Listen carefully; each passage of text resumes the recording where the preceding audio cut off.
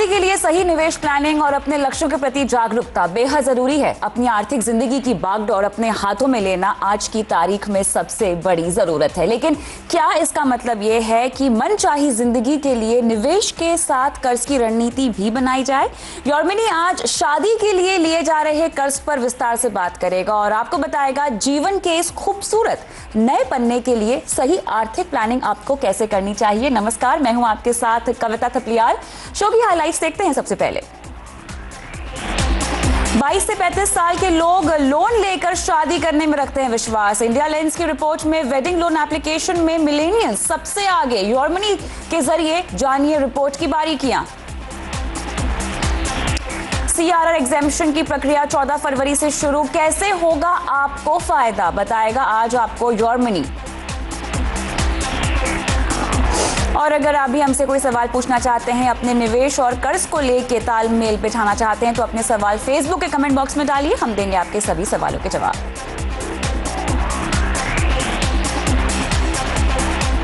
और आज आपके तमाम सवालों के जवाब देने के लिए और इस खास पेशकश में लोन पोर्टफोलियो बात करने के लिए हमारे साथ जुड़ रहे हैं इंडिया लेंस के को-फाउंडर और COO मयंक कछवाहा, साथ ही रुंगटा सिक्योरिटीज के CFP हर्षवर्धन रुंगटा। आपको बताएंगे कैसे निवेश और कर्ज को लेकर आपको तालमेल बैठाना चाहिए। आप दोनों का ही स्वागत है इस खास शो में।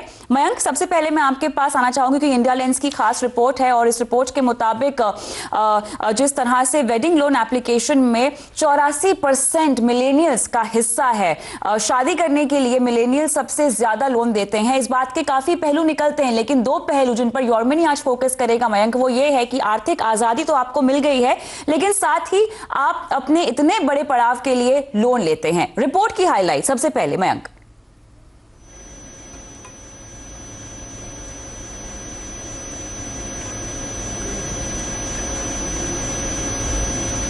यस, हमने हमारी रिपोर्ट में देखा था कि काफ़ी लोगों ने एक्चुअली हमारे प्लेटफॉर्म पे मिलेनियल्स काफ़ी अप्लाई करते हैं लोन्स के लिए, बट जब हमने इसका एनालिसिस किया तो हमें हमारे सर्वे रिजल्ट्स में स्पेशली ये निकल के आया कि काफ़ी ज़्यादातर जो लोन एप्लीकेशंस आ रही हैं हमारी वेडिंग रिलेटेड, वो आ रही हैं वेडिंग मिलेनियल से। और ये हमने जब हमारे डेटा के साथ टैली किया तो हमको काफ़ी सरप्राइजिंग लगा शुरुआत में, तो क्योंकि काफ़ी लोग हैं जो वेडिंग के लिए अपने लोन के लिए अप्लाई कर रहे हैं, पर जब हमने सर्वे को थोड़ा और डिग डीप किया तो हमको रियलाइज़ हुआ कि एक्चुअली ये ट्रेंड काफ़ी कॉमन है। I think what is happening कि काफ़ी लोगों को अब आई थिंक अपने फाइनेंस की अंडरस्टैंडिंग बढ़ गई है, स्पेशली मिलेनियल्स में, एंड तो वो अपनी काफ़ी ज़रूरतों के लिए अप्लाई करते हैं लोन के लिए। वेडिंग सबसे एक बहुत बड़ा एक्सपेंस होता है सबकी लाइफ में, एंड उसके लिए पर्सनल लोन एक्चुअली और वेडिंग लोन स्पेसिफिकली जो हमारा प्रोडक्ट है वो उनके लिए काफ़ी यूजफुल साबित हुआ है। मुझे ये बताइए कि लोन की जो वेडिंग लोन एप्लीकेशन की जो रिपोर्ट निकाली गई है उसमें कहाँ सबसे ज़्यादा और किस शहर में मर्दों ने या महिलाओं ने किसने क्या लोन लिया है? रिपोर्ट की हाइलाइट्स क्या है मयंक, मैं जानना चाहती हूँ आपसे।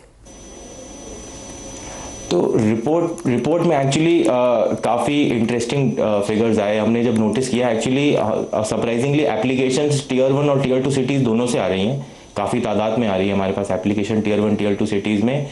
बट हमारा जो ऑब्जर्वेशन था उसमें ये था कि टियर 1 सिटीज़ में भी आई थिंक दिल्ली काफ़ी आगे है लोन एप्लीकेशन में wedding specific, I think followed by typical हमारे बेंगलोर, बॉम्बे और बाकी जो बड़े शहर हैं वहाँ से काफ़ी एप्लीकेशंस आती हैं हमारे पास लोन्स के लिए।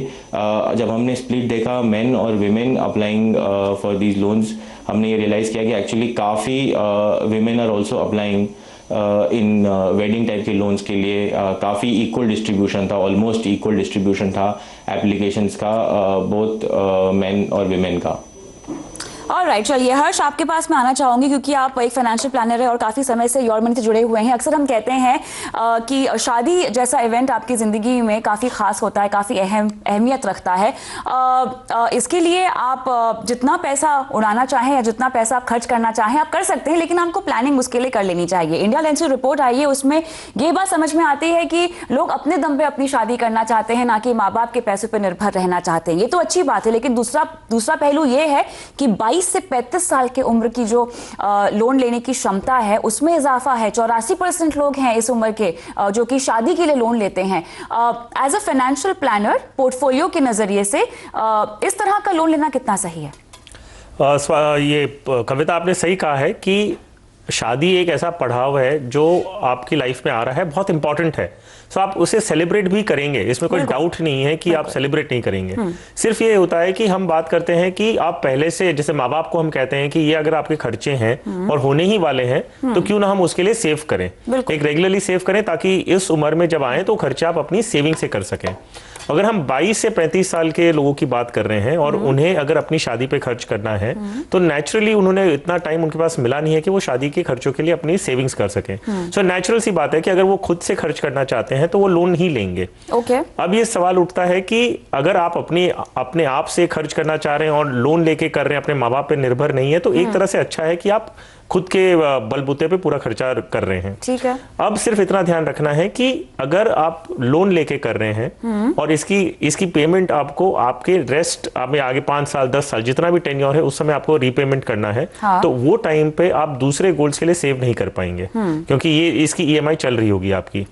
सो जितना हो सके आप उसे एक बजट बना के चलें, क्योंकि शादी में जैसे आपने कहा कि जितना चाहे आप उसमें खर्च कर सकते हैं और उसमें कोई लिमिट नहीं है। सो क्यों ना हम उसे करें, लेकिन एक लिमिटेड फॉर्म में करें और उसको एक ध्यान दें कि जो बेफिजूल खर्चे हैं, जो सिर्फ दिखावाबाजी के लिए होता है, वो शायद हम नहीं करें तो बेटर होगा। रिपोर्ट में जो हाइलाइट्स निकल के आई है उस पर हम थोड़ा सा बात करते हैं, क्योंकि देखिए 2019-20 में लोन राशि जो है वो 2 से 30 लाख तक ली गई है, जो रिपोर्ट में सामने निकल कर आया है। और पिछले वित्त वर्ष के मुकाबले इसमें हमने लगभग 30% का इजाफा भी देखा है। शहर तो बता दिए मयंक ने, लेकिन महिलाओं का जो आंकड़ा है लोन लेने का वो लगभग 42% का है। आर्थिक आज़ादी और अपनी फाइनेंशियल रिस्पॉन्सिबिलिटीज अपने हाथ में रखना बहुत अच्छी बात होती है, लेकिन इस तरह के लोन को मुझे अगर डिस्पर्स करना हो, खत्म करना हो, तो उसके लिए रणनीति कैसे अपनानी चाहिए? लोन की एप्लीकेशन लगभग 3 से 4 महीने पहले जो है ये तमाम लोग दे देते हैं, और जिन वजहों से लोन लिया गया है वो गहने हैं, कपड़े हैं, हनीमून है और शादी का जितना भी खर्चा है उसके लिए लोन लेते हैं। अच्छी बात है, जैसा आपने समझाया कि अपने बलबूते पे आप लोन ले तो रहे हैं, लेकिन चुकाना भी तो अहम होगा। एंड चुकाना जितना जल्दी हो सके कर लीजिए। कारण ये है कि अगर आप यहाँ पे चुकाने का जो जरिया चालू कर रहे हैं, आप ईएमआई जो यहाँ भर रहे हैं, और 22 से 35 की उम्र के हम देते हैं जो मेन एप्लीकेंट्स हैं वो इस उम्र के हैं, तो अगर आप ये पीरियड में अगर अपना लोन कंटिन्यूअसली चलते रहेगा फॉर लंबी फॉर लॉन्ग टर्म, तो आप सेविंग्स और इन्वेस्टमेंट्स कब करेंगे अपने बाकी गोल्स के लिए? शादी है तो आगे आपके बच्चों के लिए भी आपको सेव करना है, आपके खुद के रिटायरमेंट के लिए सेव करना है। सो आप जितना जल्दी हो, पहली बात तो है बी वेरी प्रूडेंट कि आप लोन कितना ले रहे हैं, क्योंकि इसमें कोई लिमिट नहीं है, पर स्काई इज द लिमिट। आप जितना खर्चा करना चाहें इसमें कर सकते हैं, वो भी शायद कम होगा। सो आपको बजट बना के चलना होगा कि मुझे जो अहम चीजें हैं और जितनी मैं ईएमआई भर सकता हूं उतना ही लोन लूंगा। दूसरी बात है कि जितना जल्दी हो इस लोन को पूरा कर दें। आपके शादी में जो गिफ्ट्स भी आते हैं, आप हो सकता है कि अगर पॉसिबल है तो अपने गेस्ट को आप कह सकते हैं कि हमें कैश में दे दें, गिफ्ट काइंड में ना दें, कोई गिफ्ट आइटम्स ना दें, ताकि वो यूज करके आप अपना लोन चुका सकते हैं। कोई बोनसेस आपको आगे जाके आते हैं। सो फर्स्ट आप इसे नॉक ऑफ कर दीजिए, ताकि आपके पास जो आपकी इनकम और जो ईएमआई बच जाती है उससे आप बाकी गोल्स के लिए भी तुरंत सेव करना शुरू कर सकते हैं। एग्जैक्टली। ऑलराइट मयंक, मैं आपके पास आना चाहूंगी क्योंकि ये रिपोर्ट इंडिया लेंस ने निकाली है। आंकड़े तो अपनी जगह है, लेकिन उसके अलावा मैं थोड़ा सा फोकस करना चाहूंगी किस वजहों से लोग लोन लेते हैं। जो रिपोर्ट में आपने बात निकाली है उसमें उसके मुताबिक गहने, कपड़े, हनीमून और बाकी केटरिंग का खर्चा होता है, लेकिन स्ट्रेस कपल्स का किस पर सबसे ज्यादा होता है, किस खर्चे पे सबसे ज्यादा होता है? आई थिंक हमारे सर्वे में जब निकल के आया था तो आई थिंक काफ़ी इक्वल डिस्ट्रीब्यूशन था। ज्वेलरी काफ़ी बड़ा आया था सेगमेंट, कि काफ़ी लोग ज्वेलरी के लिए लोन ले रहे हैं। दूसरा बड़ा एक्चुअली खर्चे वही है, शादी के खर्चे, पूरा सेटअप जो होता है उसके खर्चे। बहुत लोगों ने हनीमून के लिए, ट्रैवल पैकेजेस के लिए भी लोन अप्लाई किए थे। तो आई थिंक ये थोड़े 2-3 बड़े सेगमेंट्स हैं जो निकल के आए थे उसके अंदर। ऑलराइट, लेकिन your mini financial planning show है हर्ष, और हमारा मकसद तो यही है कि इन खर्चों के लिए भी आप पहले से अगर प्लानिंग करें, बिकॉज शादी एक बहुत बड़ा इवेंट है। इसके लिए अगर आप कुछ साल पहले ही सोच लें तो ये सारे खर्चे निपटाए जा सकते हैं, नहीं?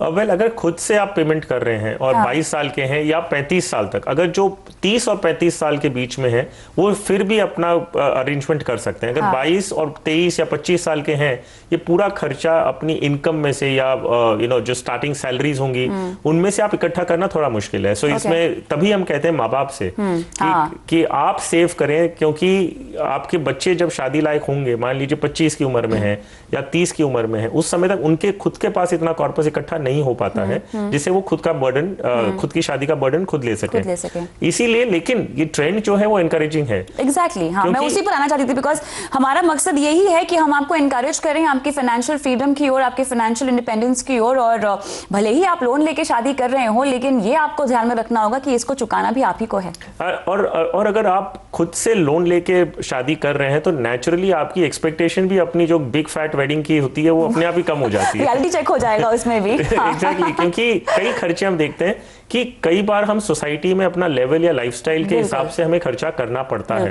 कहीं ऐसा कोई नहीं बोल दे कि आप ऐसे इतनी अच्छी लाइफस्टाइल है आपकी, आप इस कैटेगरी के स्टेटस में हैं और आपने इतनी कंजूसी कर दी शादी में। तो इस बहाने कई लोग ओवरबोर्ड भी चले जाते हैं। लेकिन अगर बच्चे खुद ही शादी का खर्चा दे रहे हैं तो इसमें ये बहुत क्लियर हो जाता है कि भाई हमारे पास बेफिजूल का आपको प्लीज करने के लिए, सोसाइटी को प्लीज करने के लिए हमारे पास पैसे नहीं है। ऑलराइट, तो चलिए यहाँ पे इंडिया लेंस की कमाल की रिपोर्ट, जहां पर ये बात सामने आई है कि मिलेनियल सबसे ज्यादा शादी के लिए लोन ले रहे हैं फाइनेंशियल इंडिपेंडेंस और फ्रीडम की ओर।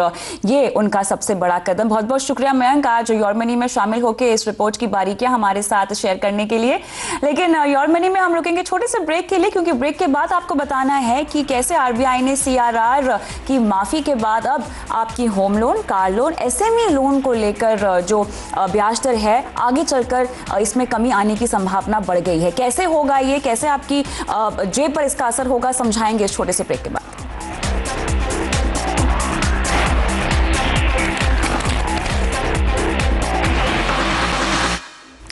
योर मनी में आज हमारा फोकस लोन पर है और एक खास खबर, आरबीआई की सीआरआर को लेकर जो छूट है वो 14 फरवरी से मिलनी शुरू हो जाएगी। अब बड़ा सवाल ये है कि इस खबर का एक आम आदमी के लोन पर, खासतौर से गाड़ी का लोन हो, घर का लोन हो या एसएमई का कोई लोन हो, उस पर क्या असर पड़ेगा।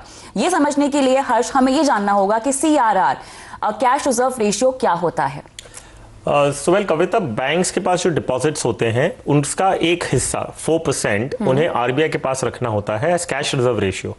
इस 4% पे कोई भी बैंक को ब्याज वगैरह कुछ भी नहीं मिलता। इट्स लाइक अ रिजर्व जो आपको रिजर्व बैंक के साथ रखना है। और रिजर्व बैंक ये क्यों लेता है आपसे, इसलिए कि कभी भी कोई इमरजेंसी आती है, कोई विड्रॉवल्स होते हैं तो बैंक के पास तुरंत पैसे होते हैं, वो रिफंड दे सकते हैं। अगर नहीं दे पाए तो एक पूरा सिस्टमिक इशू हो जाता है, एक विश्वास टूट जाता है इन्वेस्टर्स का, डिपॉजिटर्स का। तो इसीलिए एक सीआरआर रखा गया है 4%। अब आप मानिए, आप देखिए बैंक के रूप में कि अगर आपके पास एक डिपॉजिट था, वही बैंक का काम क्या है, डिपॉजिट लेना और लेंड करना जी। उसमें से एक 4% आपने निकाल के रख दिया है जिसपे आपको कुछ भी नहीं मिल रहा है। एक एसएलआर अलग है जो 18.25% है, वो आपको एक स्पेसिफिक जगहों पे इन्वेस्ट करना है और बाकी के पैसे आप लेंड करते हैं। और डिपॉजिट जो आपने पूरा लिया उस पर पूरा 100% आपको इंटरेस्ट देना है और लेंड आप पूरा नहीं कर पा रहे हैं। सो जो डिफरेंशियल है वो बैंक की बुक्स में आता है, वो जो रिकवर करता है वो हायर इंटरेस्ट रेट जो वो लेंड करते हैं तब करते हैं। तो अभी आरबीआई ने क्या कहा है कि अगर सीआरआर, अगर आप ये हाउसिंग, ऑटो एंड एसएमईज को लोन देते हैं तो ये सीआरआर की रिक्वायरमेंट से नहीं होगा, में इंक्लूड नहीं किया जाएगा। सो बैंक्स के पास उतना वो लिक्विडिटी बढ़ जाती है जिसपे वो एक्चुअली मानिए कि उसपे भी अभी वो कमाने लग गए जो पहले नहीं कमाते थे। ठीक है। और आरबीआई क्यों कर रहा है, वो चाहते हैं कि लोन में थोड़ा इजाफा हो, लोन देने में तेजी आए और लोन में इजाफा हो। दूसरी बात कि इंटरेस्ट रेट भी आप थोड़ा कम कर सकेंगे इस बहाने। ये कैसे होगा, बैंकों के पास नकदी आ जाएगी, पैसे आ जाएंगे?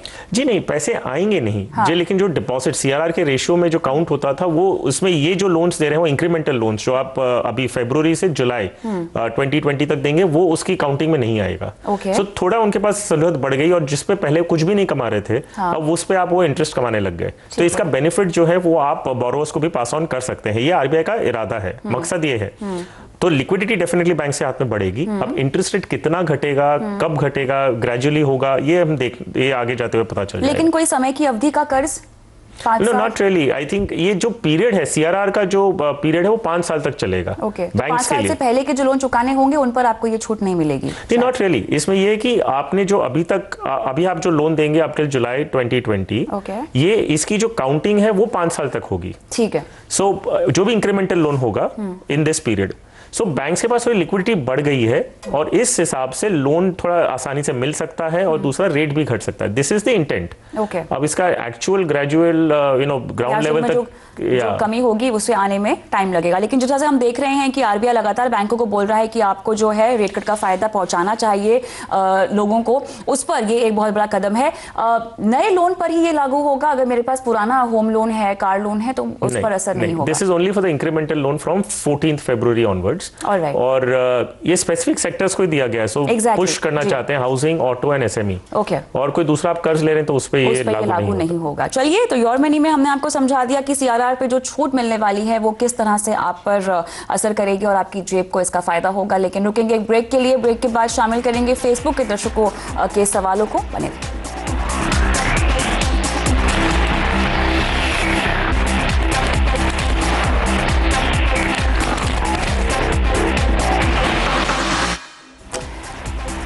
शो का आखिरी पड़ाव और ऐसे में हमारे दर्शक फोन लाइन पे जुड़ गए हैं। हमारे पहले दर्शक सुधीर सिंह फोन लाइन पर है। नमस्कार सुधीर, कैसे हैं आप? हाँ मैम, नमस्ते मैम, बढ़िया। नमस्ते। ओके, आपने एक्सेस लॉन्ग टर्म इक्विटी में निवेश किया हुआ है। आदित्य बिरला सन लाइफ 96 टैक्स रिलीफ है आपके पास, एक्सेस फोकस 25 भी है और आप इनमें पिछले दो साल से निवेश कर रहे हैं। 4000, 2000 और 2000 रुपए का आपका निवेश है, लगभग 8000 का। मुझे ये बताइए, आपको 2000 का और निवेश करना है, 15 साल आप इस इन्वेस्टमेंट पे रहेंगे? जी। क्या आपका उद्देश्य है? किस तरह कॉर्पस आप इकट्ठा करना चाहते हैं? मैम, ये तो कोई एम नहीं बनाए हैं, जो भी होगा हो जाएगा। ये है कि कोई बढ़िया इन्वेस्टमेंट प्लान हो तो उस पर इन्वेस्ट कर देंगे। मेरा जो है निप्पॉन इंडिया टैक्स सेवर पे चल रहा था, मैंने उसको अभी स्टॉप करके रखा है। ऑलराइट, चलिए ठीक है, हम हर्ष से पूछते हैं। हर्ष, बढ़िया रिटर्न कैसे मिलेगा इस पोर्टफोलियो से? तो इक्विटी पोर्टफोलियो है एक्सेस, ईएलएसएस, आदित्य बिरला 96 और एक फोकस्ड फंड। आपको अगर और इन्वेस्टमेंट बढ़ाना है और अगर टैक्स छूट की जरूरत नहीं है तो आप नॉन ईएलएसएस स्कीम में करेंगे बेटर होगा, ताकि आपको ना कभी भी एग्जिट करना हो या स्कीम चेंज करनी हो वो ज्यादा आसान हो जाता है। आपके पास फोकस्ड फंड हो गया, वो भी एक एक्चुअली मल्टी कैप है, लेकिन एक पोर्टफोलियो फोकस्ड होता है 25 to 30 कंपनीज का। आप एक दूसरा मल्टी कैप अपने पोर्टफोलियो में जोड़ सकते हैं जिसमें वो लिमिटेशन ऑफ स्टॉक्स नहीं है कि 25 या 30 कंपनीज ही हो। तो आप कोटक स्टैंडर्ड मल्टी कैप एक स्कीम है, उसमें इन्वेस्ट कर सकते हैं, या तो एसबीआई की मैग्नम मल्टी कैप फंड। इन दोनों में से कोई भी एक स्कीम चूज करके आप उसमें इन्वेस्ट करना शुरू कर सकते हैं। ऑलराइट, अपना कॉर्पस भी डिसाइड कीजिए कि आपको 15 साल के बाद आखिर कितना इकट्ठा करना है। अक्षय कालरा का सवाल मैं लूंगी, बहुत दिलचस्प सवाल है इनका। इंटरनेशनल फंड में निवेश करना है, आईसीआईसीआई यूएस या फ्रैंकलिन यूएस फीडर फंड बेहतर है? हम इनके सवाल का जवाब दें उससे पहले संक्षिप्त में मुझे बताइए, इंटरनेशनल फंड क्या इस तरह के माहौल में अपने पोर्टफोलियो में शामिल करना बेहतर है? आप एक जब पोर्टफोलियो कंस्ट्रक्ट करते हैं, आप डाइवर्सिफिकेशन करते हैं। हम पहले बात करें कि आप लार्ज, मिड, मल्टी कैप, ये सब अलग कैटेगरीज हो गई, लेकिन ये जो फंड्स होते हैं वो सब इंडियन स्टॉक्स में ही करते हैं। Okay. अगर आपको ज्योग्राफिकल डाइवर्सिफिकेशन चाहिए, विच मींस कि थोड़ा पैसा इंडिया के बाहर इन्वेस्ट हो और यूएस बेस्ड कंपनीज में हो, तो आप इंटरनेशनल फंड्स का रूप का ले सकते हैं और वहां पे इन्वेस्टमेंट करने के लिए कोई आपको और कोई स्पेशल परमिशन वगैरह नहीं चाहिए। जैसे आप म्यूचुअल फंड्स में कर रहे हैं उसी तरह करनी है। फ्रैंकलिन फीडर फंड जो है वो बेसिकली फ्रैंकलिन इंडिया पैसे इकट्ठा करता है और यूएस के opportunities fund Franklin counter part को दे देता है। ICICI US blue chip fund जो है वो डायरेक्टली स्टॉक्स खरीदते हैं यूएस लिस्टेड कंपनीज के। तो दोनों फंड अपनी कैटेगरी के अच्छे हैं और आप चूज कर सकते हैं कोई भी एक में करना। अगर आप फीडर ऑप्शन यूज करना चाहते हैं तो फ्रैंकलिन है, और अगर डायरेक्टली स्टॉक्स ओन करने वाली अगर स्कीम देखते हैं तो ICICI US blue chip fund है। ऑलराइट, चलिए इंटरनेशनल फंड में आपको कब और कैसे निवेश करना चाहिए इस पर तो योर मनी पूरी खास पेशकश भी लेकर आएगा, लेकिन फिलहाल वक्त हो गया इजाजत लेने का। बहुत बहुत शुक्रिया हर्ष आज शो पे आने के लिए। आपके सवाल अगर शो में शामिल नहीं कर पाए हैं तो निराश ना हो, योर मनी के आगे के एडिशंस में आपके सवाल जरूर शामिल करेंगे। फिलहाल इजाजत दें, नमस्कार।